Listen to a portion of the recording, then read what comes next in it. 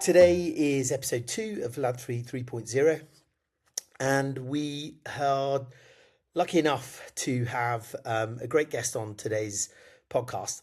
And we set up this podcast to talk about Philanthropy 3.0, which for us is looking at the mechanisms inside of crypto that can support charitable organizations, multilaterals, and anyone trying to fund social impact. There are a lot of people in this space, and what we're focused on is specifically the idea of breaking the grant donor structure, whereby someone has to apply for money or funding to do their social impact. And once that money's gone, then they have to reapply. And so what Philanthropy 3.0 is about is exploring about these mechanisms that exist in crypto that can specifically break that mechanism.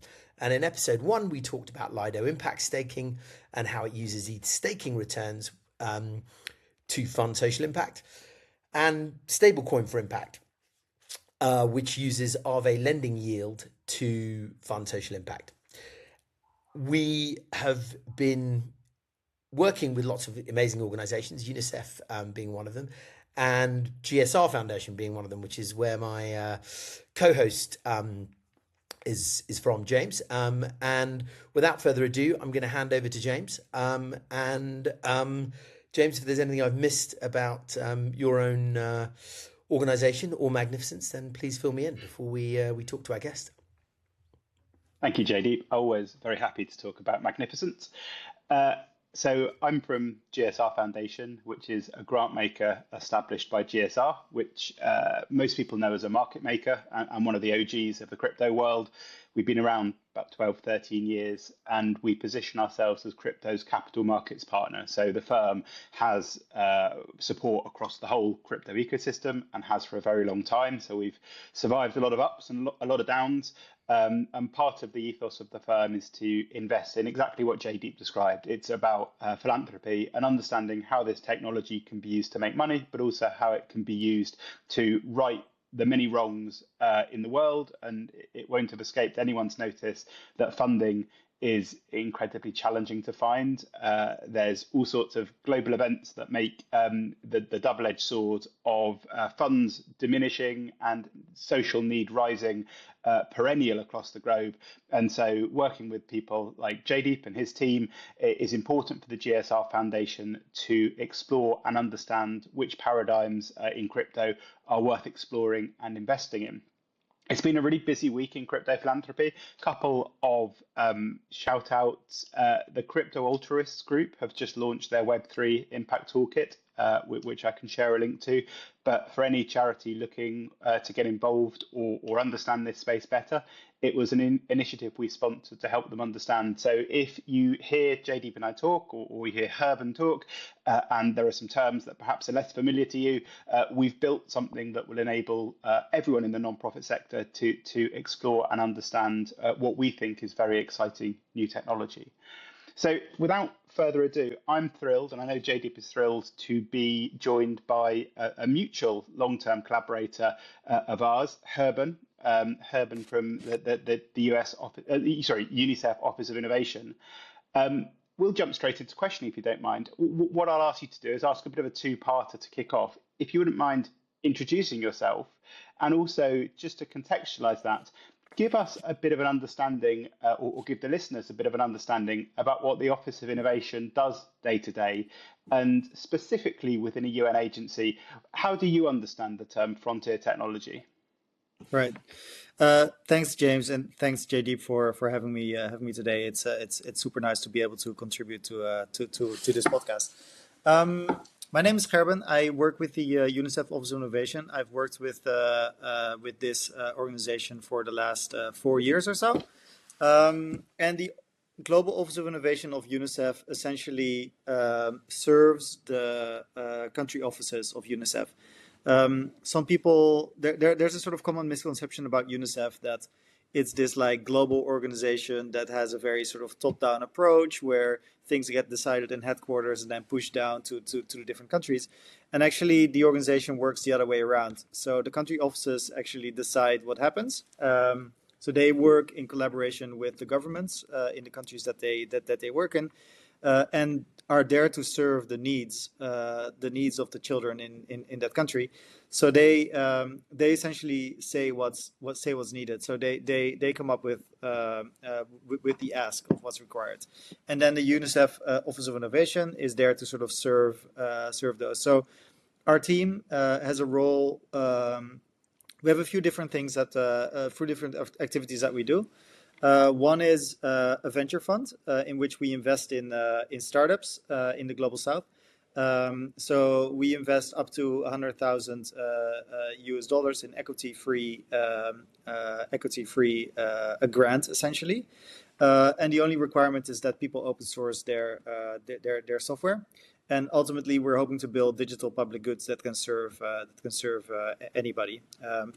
And within that venture fund, we also have a crypto fund. So this is a fund that specifically pays in currently Ether and Bitcoin. And we've very recently been approved also for stablecoin for the first time. So we now are also able to hold USDC. And distributing USDC. So we're currently exploring what can be done with this new rules that we have. And then the last thing that we do is like around innovative fundraising and exploring new technologies like blockchain, like AI, like those kinds of things, to run pilots that test things out. And our main objective is to learn from these pilots. So there's no such thing as like a failed pilot. The only failure can be that we, don't learn from it and don't implement something. And then the ultimate goal is to implement these things and scale them up through our country offices. So that's essentially how we work at the Office of Innovation. Awesome. Thank you so much. Yes, that's something we work on. And I have to declare an interest because the GSR Foundation is an enthusiastic supporter of UNICEF and has been for some time. For people listening, I'm sure they'd be really interested to hear a little bit about your professional background and how you come to be in this position.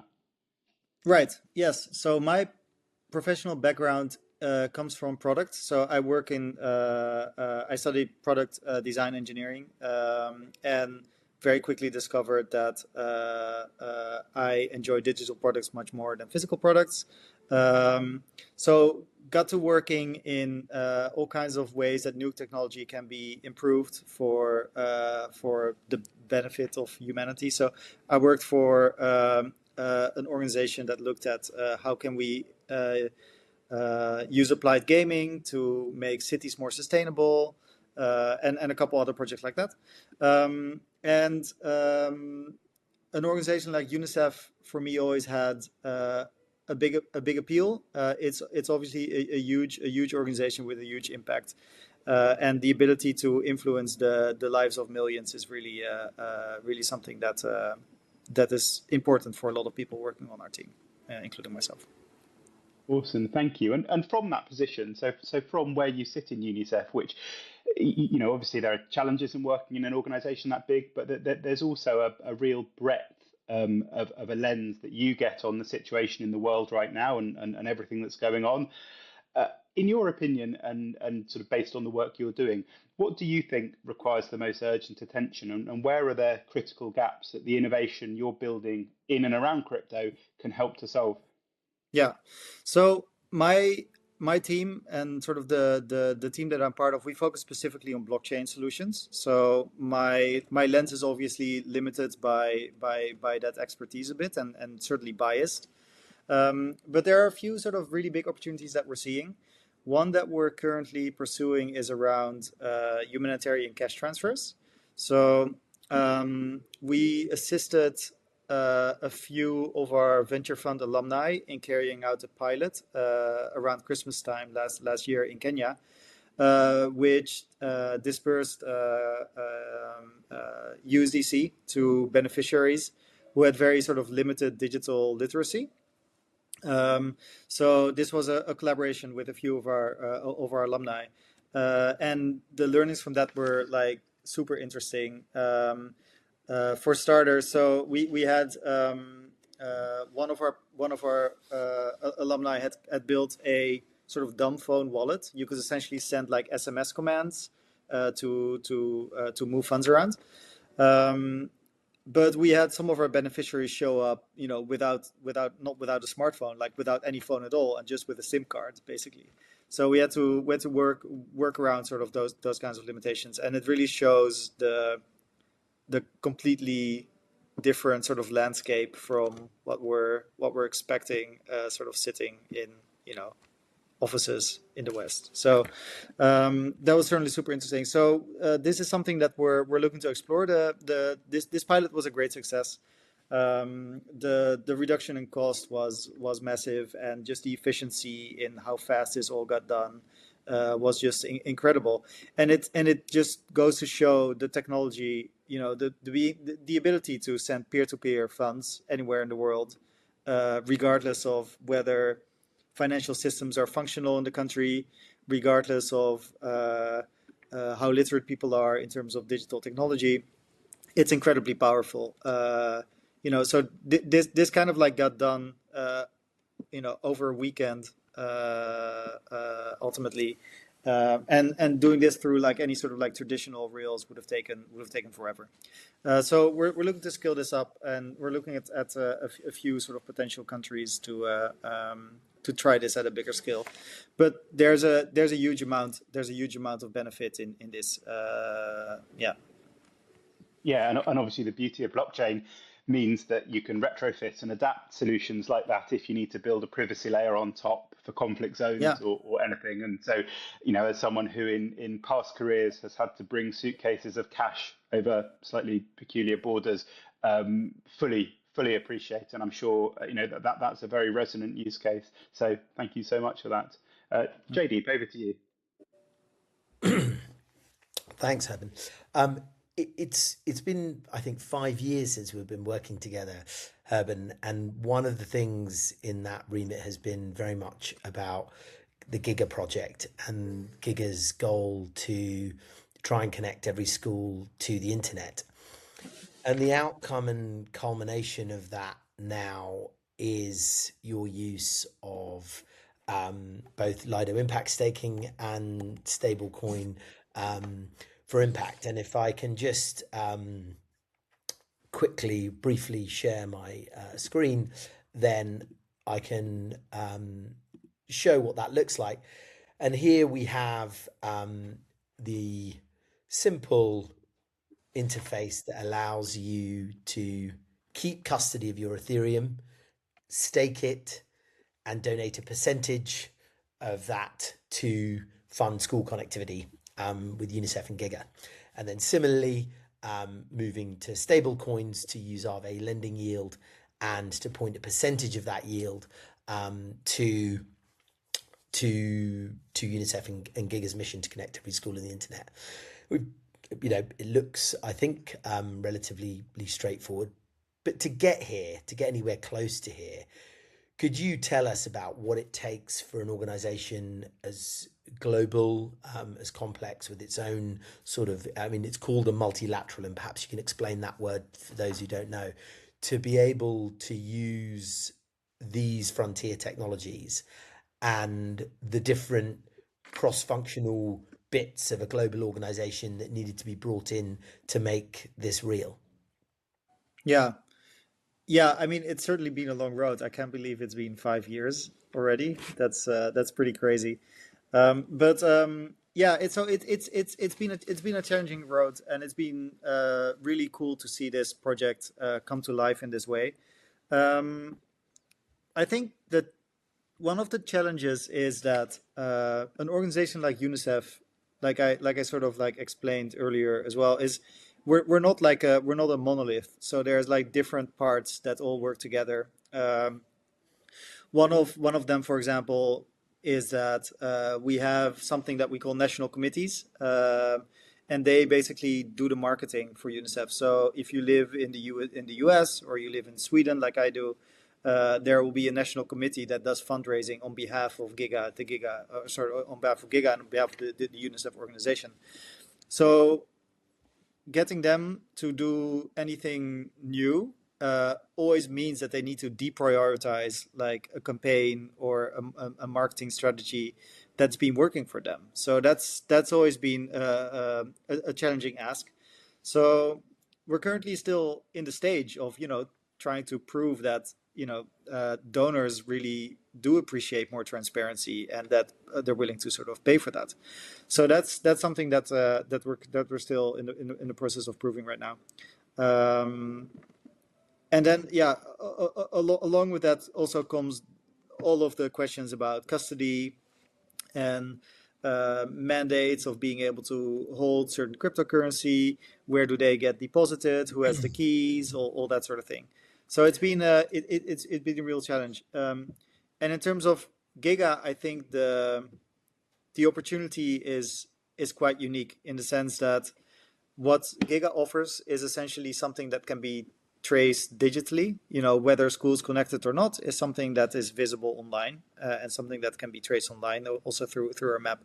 So that makes this this possibility of like transparent funding something that's even more attractive. So that's where I see a good opportunity.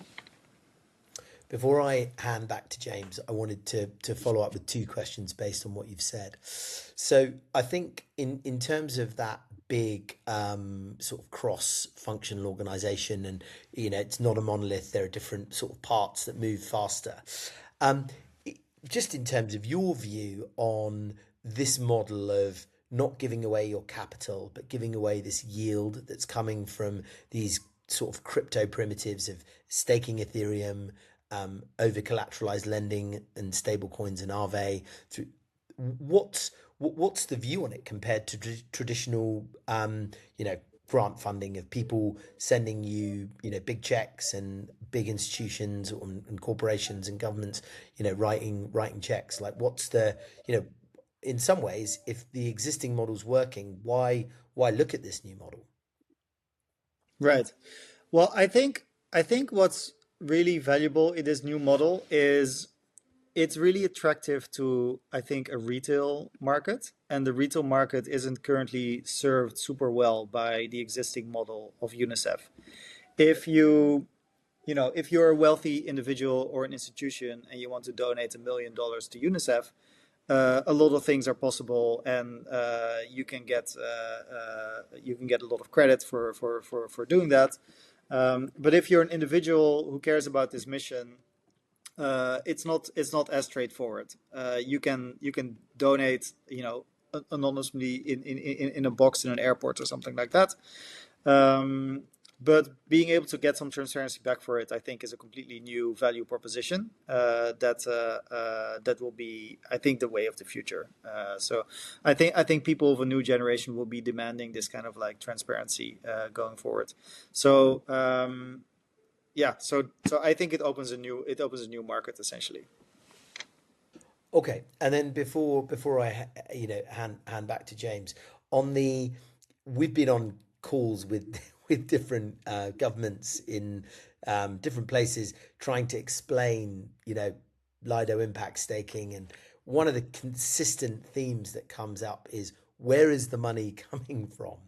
Where is the money coming from? Where are you getting this money from, this magic yield from, that isn't like buying an Amazon stock and hoping it goes up, and being operational income. Of 5 years, with myself telling this story, what are your reflections on that, about trying to explain that concept of like, where is the money coming from? Yeah, it's a never ending battle, right? It's a never ending battle. Like people really like. I mean, blockchain and crypto have like a big PR problem. A lot of people, especially traditional people in government, have traditional views, and it's And crypto hasn't helped itself. Crypto hasn't helped itself. Exactly. So I think for our team, the lesson has been also in avoiding, words that might shut a conversation down. Like, talk about digital assets as opposed to talking about crypto. For example, things like things like that can help. And when it comes to sort of like the source of this like magic internet money, I mean, the best example that I've been able to give so far is, it's interest on a savings account, but it's not entirely accurate, So it's a bit more than that, but that's something that people tend to like understand. You get some money for having money, and that's kind of it. Yeah. Yeah, no. I'm just you mentioned and I've thought about our 5 years on the road trying to build this concept, explain it, and talk to people who rightly have every interest in protecting citizens and their.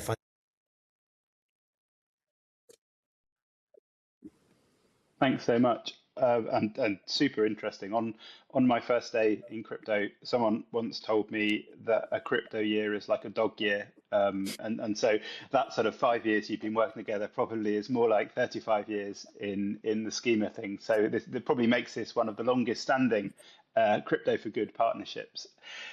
Uh, just building on what you were talking about there, I think your point around crypto having a PR problem and is accurate. And I'm conscious that when we're building out the GSR Foundation, that we're not positioning ourselves to reputation launder or make crypto look good.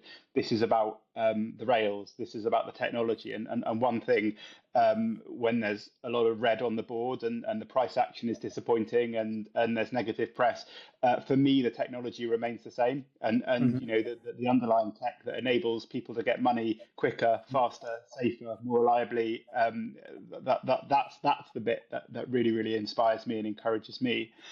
In terms, I've spoken to a few people across UNICEF, and I'm always interested in the answer to this question. But in terms of how you took this asset class, so how you took impact staking as a fundraising mechanism, but also crypto as a more broad asset class, and actually drove it from, I would imagine, skepticism to broad adoption and even sort of the latest success around sort of stable coins and integrating stable coins into your fundraising portfolio. I wonder how you broker conversations in an organization like the UN, UNICEF, to improve and increase adoption of this technology. And with something like impact staking specifically, what kind of narrative and arguments do you use to encourage your colleagues to view it as credible?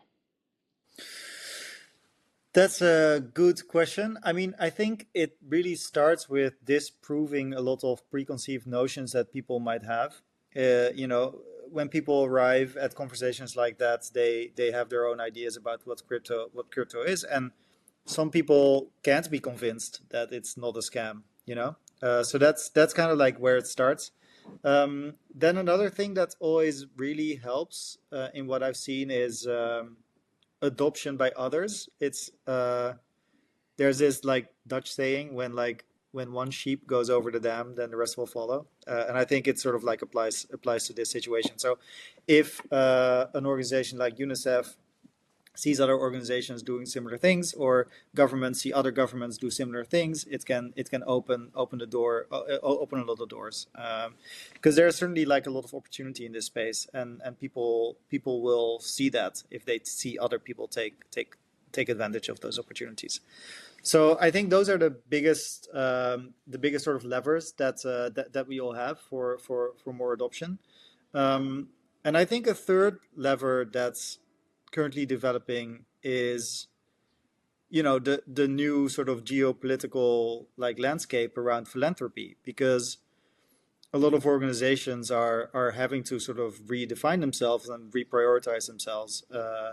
So this also brings a lot of urgency to this question, and it opens a window of opportunity for a new way to restructure how we want to deliver impact ultimately.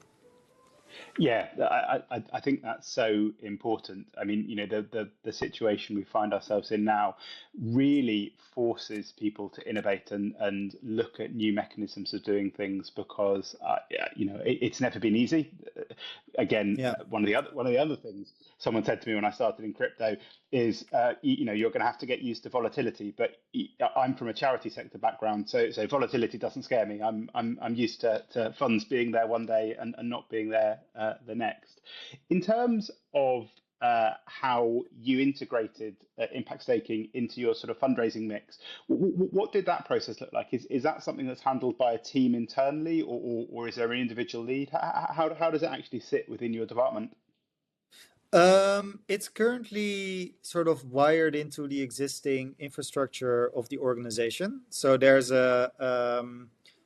we collaborate with the Swiss Netcom, for example, for handling that inflow of funds, and we're very grateful to them for be willing to experiment essentially with this, because for them it's also it takes away from priority, like other priorities that they have. And it's currently, as I sort of also said earlier, it's in the stages of like needing to prove itself. So we have a lot of faith in this, but it's currently not sort of attracting numbers yet that will get like an organization to shift or get like a massive shift within the organization. So I think it's important that we all sort of continue working towards that and continue advocating for this new way of fundraising.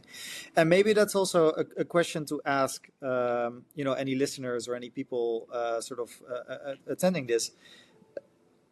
What will be sort of important things that you would want to see from a more transparent way of fundraising?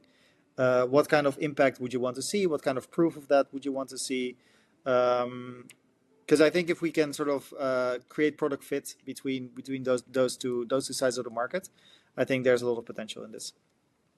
Yeah, absolutely. And building on that question, if anyone wants to see what it looks like from a donor's point of view, obviously the GSR Foundation has got funds staked towards UNICEF, towards other actors.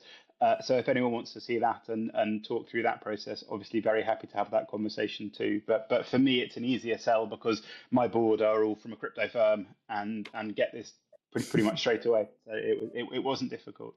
Thank you so much. Thanks, James. Herb, and I wanted to pick up on that idea of geopolitics, or at least the geo bit in terms of geography. Where do you see these mechanisms being adopted more easily geographically? As UNICEF is a big international organization that works everywhere. You mentioned Swiss Natcom. Is there anywhere else where you see there's an appetite a stronger appetite to experiment? And then conversely, are there any places where you think it's actually just very, very difficult geographically? That is. You can stay at the continent level if mentioning individual countries is difficult, because I appreciate you're a sort of pseudo techno diplomat. So.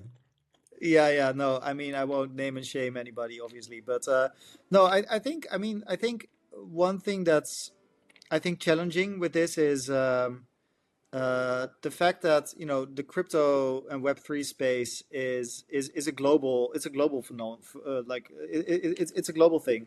So it honestly, if you're online, it doesn't matter where you're from, and I think that that has some friction with the way that like other sort of financial funnels are set up within the organization. So we're not really bound by any country in that sense. Sure. Yeah, and I think in terms of I think in terms of fundraising, I mean, obviously the US is a big market for this globally. We also see a lot of adoption in like Latin America. And I mean, Africa is a real front runner in terms of adoption. There's a lot of countries that have their their own version of like a stablecoin or a CBDC or something similar. So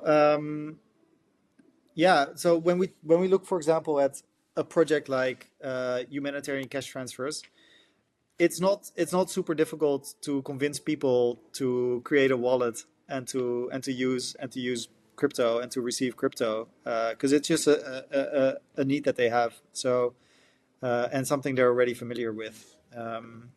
So I think in a sense it's really the Western countries lagging in terms of adoption, because there's functional financial systems there, so there's really no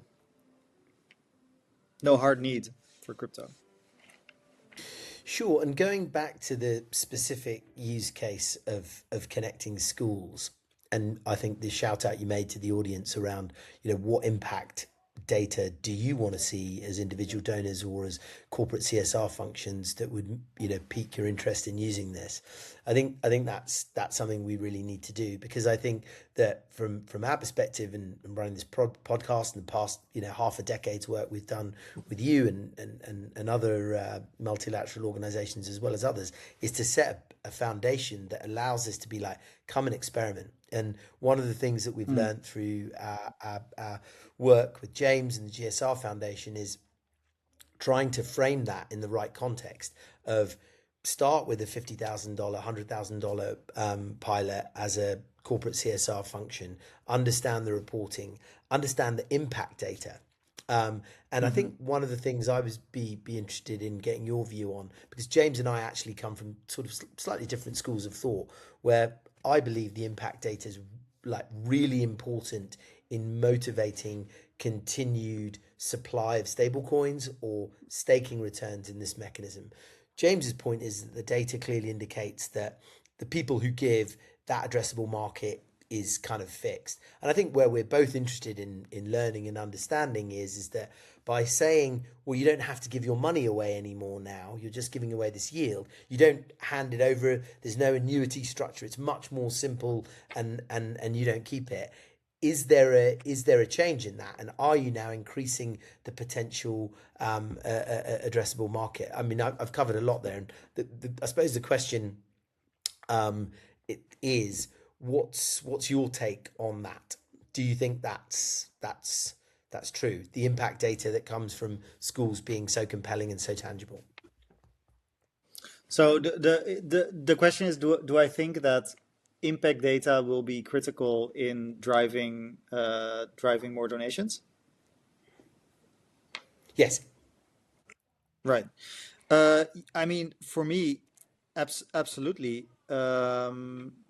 I think it's the more transparent we can be, I think the better it is. There's been plenty of criticism on organizations like the UN on not being transparent enough, and there's plenty of organizations, like smaller organizations, that provide a lot more transparency in sort of how they operate. So I don't see a reason why we can't be honest and transparent about the impact that's being delivered. I think there are numerous challenges, though, when it comes to measuring and reporting impact. So when you talk about measuring and reporting impact, are you talking about measuring like outcomes? Are you talking about measuring actions that happen?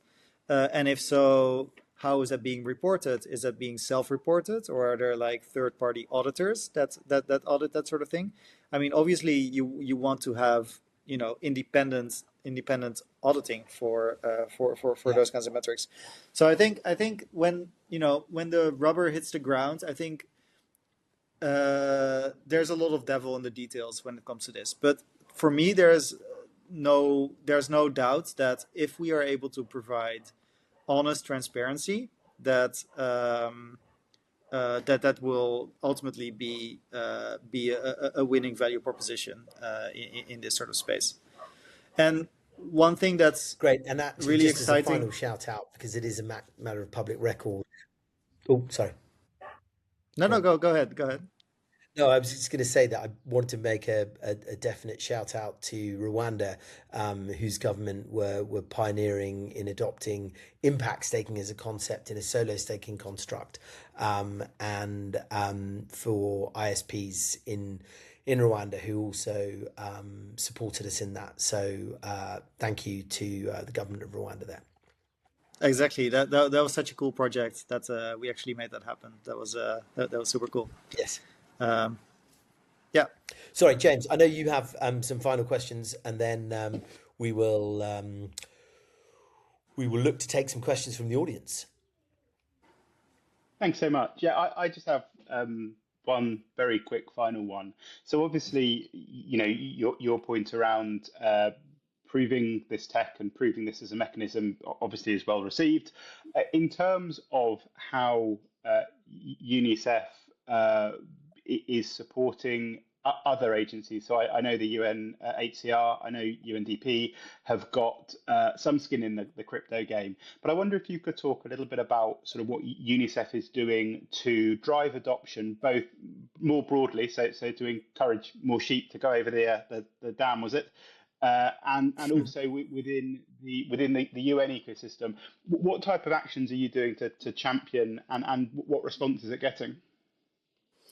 So I am not personally super closely connected with this, but I do know that there are initiatives to bridge the different UN systems and to bridge the different sort of blockchain projects going on. One thing that we always do as a team is, like I said, in the pilots that we run, the most important thing is that we learn from them. And one thing we always do is we publish those learnings. So part of our sort of open source sort of identity is that we are also transparent about those kinds of things. And for us, blockchain has been really powerful and useful in that. Like, for example, in this humanitarian cash transfer project that we did, we published a public dashboard on Dune that shows exactly where these funds come from, when they were transferred, when they were received, when they were off-ramped to M-Pesa. And that kind of like transparency, I mean, I wouldn't want to go into SAP to try to like retrieve data like that and make it transparent. And then who would believe you as well? You could just make those kinds of numbers up. So so that's our take, and I know a lot of other UN agencies follow similar sort of creeds. Like they try to publish their learnings. Yeah. Perfect. Thank you. Well, I'll hand over to Jaydeep for the last word before we throw open some questions. Just what does good look like 12 months from now? I think I know the answer to this. It's going to be sorry. What is what? What does good look like in terms of the UNICEF's venture fund Giga's use of stablecoin for impact and Lido impact staking in 12 months' time? What does good look like? From your perspective, what defines good going forward the next 12 what months? does good look like? So for me, it would be product market fit. If we can prove product market fit, so I still see Liz as this like two-sided marketplace where the value proposition is super clear for me, but somehow people find it difficult or complex to wrap their heads around, or not compelling enough. Maybe we need to provide more impact evidence, or I'm not sure. But so for me, if we have product market fit, I think that'll be amazing. Because I think like once we have that, the scaling will go by itself. Like, I mean, it's a global market, and there's such huge amounts of potential in this. So that's what good would look like. And in terms of crypto within the UN in general, I would really like to see more collaboration between these UN agencies. I would also really like to see more adoption in terms of stablecoins. I think stablecoins really provide an opportunity, and people are sort of getting the message now for this. So yeah, I think there's so much sort of funds moving around in the UN system trying to fund all these impactful projects. If we can do those on blockchain rails, I think it would save a ton of money and would go a long way into providing more impact. Thank you for that clear and concise summary. Let's try and open it up to some questions, I think. Do we have any questions in the chat? There's some discussions about stablecoins and the idea that some countries are banning stablecoins. Gerben, do you have a view on that? And is that something you could talk to? Whether countries are planning stablecoins, like their own stablecoins? Banning them, so stopping them, making them banning. explicitly banning them.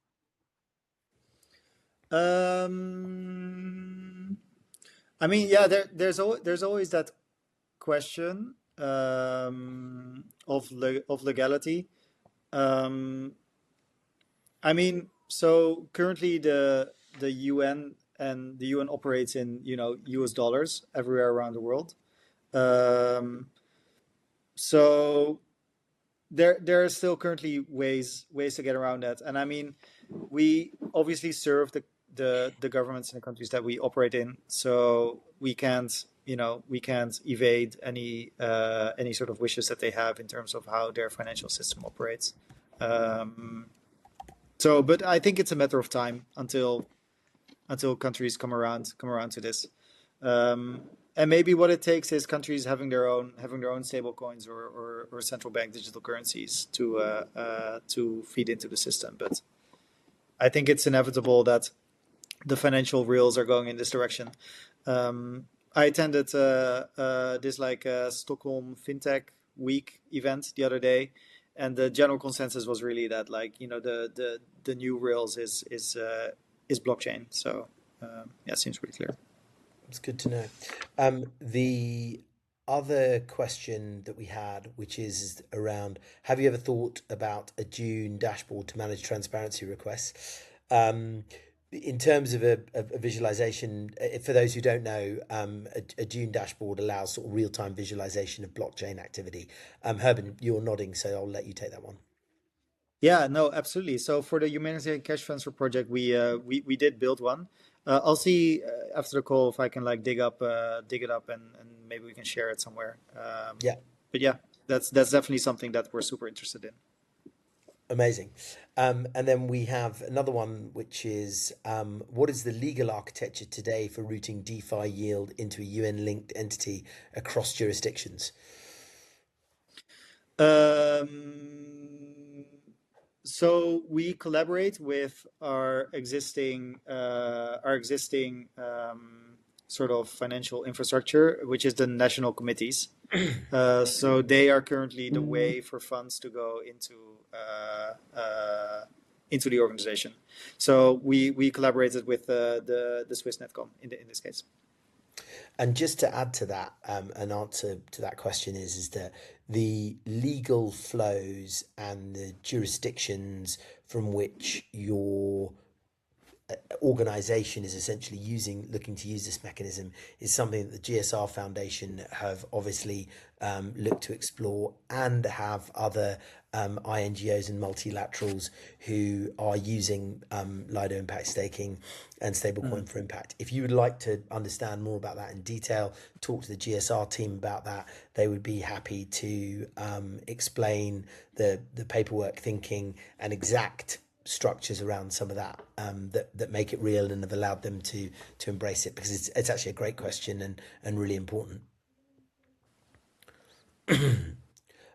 The next question is there a standardized SPV, which is special purpose vehicle treasury structure, being considered for institutionalizing SFI across multiple projects like Giga? My first answer to that is yes. We're open to all ideas. We've just started, but yes, these sorts of ideas and conversations are seeming to be coming thick and fast. Yeah. I won't want to talk specifically for Giga though. Apologies. That's more broadly. Gerben, if you want to talk to UNICEF or Giga. I mean, from our side, I mean, we have to work with the kind of like organizational structure that we have. So it's always a bit of a sort of workaround in trying to plug crypto systems into like existing systems. But yeah, it's not like super problematic. Got it. And then another question we have is, have Giga got any plans, or are there other projects, I suppose, in the UN ecosystem that are looking at agriculture, connectivity in any agricultural context? So Giga is not currently actively looking into agriculture, but I mean, as I can Sorry, deduct from apologies. As in people in rural areas that depend on agriculture, okay, connecting so those. still schools. I mean, yeah, I Yeah, mean, I think that goes without saying. I think the place where Giga is most relevant is in the most sort of remote areas. Most of the populated areas, they receive connectivity nowadays, even in less well-off countries. But it's the remote areas that really get left behind. So the difference between somebody growing up in Kigali versus the countryside can be really huge. Yeah. and then just to expand on that, Herben, the idea of a school being connected to the internet, obviously providing an educational benefit to the students, that connectivity provides a much broader economic and societal benefit. Is that correct? Is that the I the mean, Giga hypothesis and evidenced by the work you've done so far? for sure, the benefits are massive. We've seen, for example, cost and effort in terms of administration go down a lot. There used to be cases where people had to walk for a day to hand in to like mark papers and to sort of report back to the government what attendance numbers are like and things like that. And now they can do these kinds of administration from the office itself. So from school itself. So yeah, the benefits are massive. So I think without further ado, I'm just going to check that there aren't any other answered questions. Um, I wanted to say on behalf of our team, and I'm sure James as well, thank you for the work you do in connecting schools, and more broadly at UNICEF Venture Fund. The the grant and sort of applying for a UNICEF Venture Fund grant, Herben will try and include links to that, but it'd be great to share that if there's anything immediately, a link at hand in the chat. And we really just want to say thank you very much for your time and for the past 5 years of working together to bring this to life. And I think the next challenge is to make it a really powerful, successful tool that finances both school connectivity and many other things that need fixing right now in a more sustainable way. And also just to remind everyone that we will be having this podcast again with other eminent guests like Urban who are using the mechanism and exploring crypto to create sustainable funding mechanisms. And without further ado, James, is there anything else we need to cover before we say thank you very much and goodbye? No, I don't think so. Awesome engagement. Great questions, everyone. Thank you so much for listening. And Herben, yeah, to echo Jaydeep, thank you so much for this contribution, but also everything you do. It's so important. Well, thanks to you both as well for all the work you do, and happy 5-year anniversary, I guess, Jaydeep. Yeah, exactly. Thanks, Evan. Take care, everyone. See you all soon.